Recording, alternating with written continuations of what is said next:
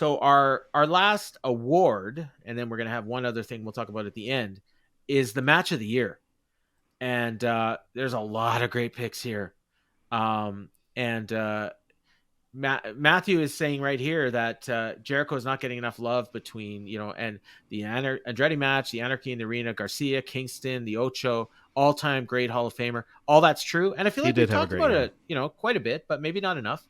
Nobody picked him other than that one person on Twitter that responded, Deb. So for match of the year, I will just go with some of the Twitter picks here, and some of these might get our picks as well. The Death Triangle United Empire, Rowan picks. He liked that, and the acclaimed Keith Lee Swerve Strickland match from All Out. Those are great picks. Ryan Frederick, Anarchy in the Arena. Zach, Mr. J831 on Twitter, Orange Cassidy and Will Ospreay. We talked about that a little bit earlier. And Punk and MJF from lifelong Battle Hacks fan, DP Owens G. And Mox and Yuta, he said would have been up there if they hadn't fumbled BCC down the stretch. But I don't think you should disqualify that because it was a great match when it happened. So, yeah. James, I'm interested in your pick here. I really like this Jamie Hayter match that we just had, but I can't go with anybody but Briscoes versus FTR, the first match. Okay. I was there live. I loved it. That's to me, nothing could compete with that. I like the second one better. I know Jeff liked the third one better. That tells you what a great you just say Briscoes versus Jeff FTR and just any one of them. If we had a feud of the year, I mean, I think that would be hands down the winner, and it'll probably win the Observer of the Year. I would think for feud of the year. I hope so. Yeah. Jeff, what do you got? I think you kind of gave this away on our show, unless you've got a different pick now. Well, I didn't think I could count ROH matches as it, so I was considering an ROH match. But I mean, it would be the double dog collar match for Briscoes and FTR. I love that, but I'll give love to the other two picks I was weighing for my personal match of the year. I loved Anarchy in the Arena.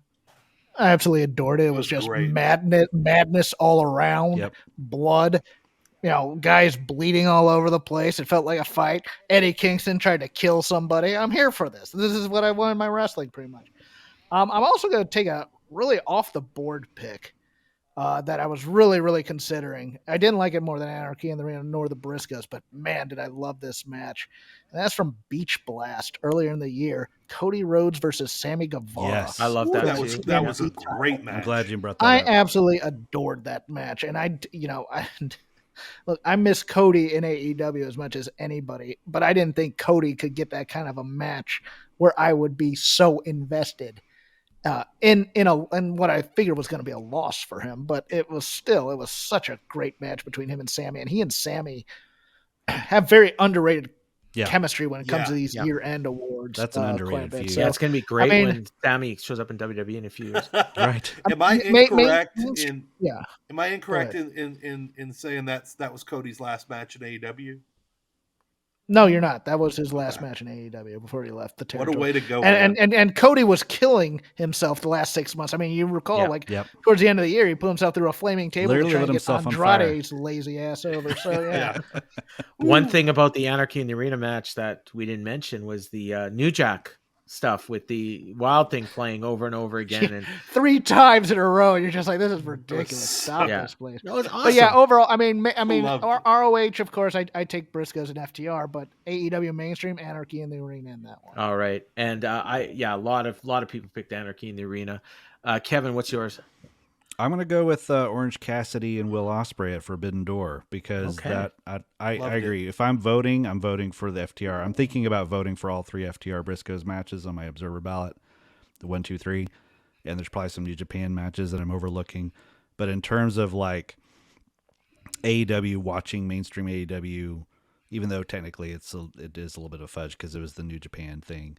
To me, that was, number one, it was the most surprising match of the year because when they announced it, I was like, what, really? Like, this is slumming for Will Ospreay, and he's got to do this comedy stuff. But, man, I watched it again today just to make sure, and it still got me up, like, in like, interested in leading into it, and not kind of checking out, because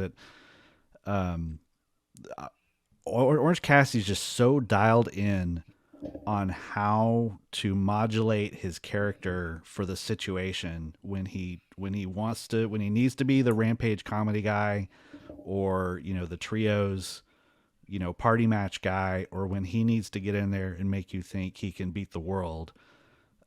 This was one of those matches, and I went from being like, man, I'm so tired of Orange Cassidy after his feud with Adam Cole. Like, I would like, we've seen enough of him. I don't mind if he goes away. To this guy could be headline a pay-per-view for me again. And so that has a lot to do with Will Ospreay, but it has a lot to do with Will Ospreay playing off the character really well, and they just had surprising chemistry, and just the styles clash of just that New Japan big match persona with this like total AEW kind of new neo sports entertainment kind of thing that's going on. I don't know. To me, it was a uniquely AEW match.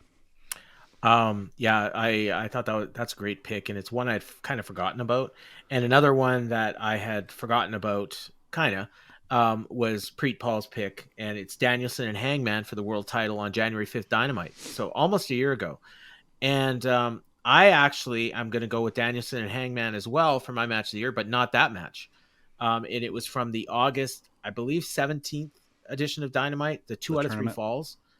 Where Danielson, sorry, it's not. It was Danielson and Daniel Garcia. I'm sorry, and where Garcia won, and beat him, and it was kind of maybe the biggest upset in AEW until the Andretti one, and I just absolutely love that match. I know a lot of people didn't like it as much as I did, but it's my pick, so that's what I'm going with.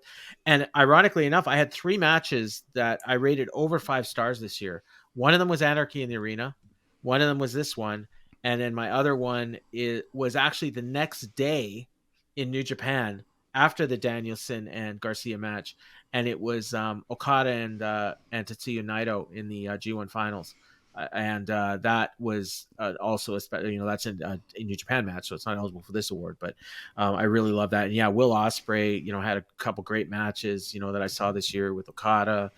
Matthew Burrell pointed out, that he had just such an incredible matches I haven't even seen that people are raving about, with in England and, on indies and in all kinds of stuff and in New Japan. So, and he's got the Omega match coming up in less than a week, that a lot of people are looking forward to. So big year for matches in AEW. And I think, I don't think we need a consensus here, although I guess if we had to have one, probably Anarchy in the Arena, I guess, based on most of the picks. And that's a solid one. So yeah. Ryan, as usual, you win. My co-host on the MMA podcast In the Clinch is never wrong, even when he is.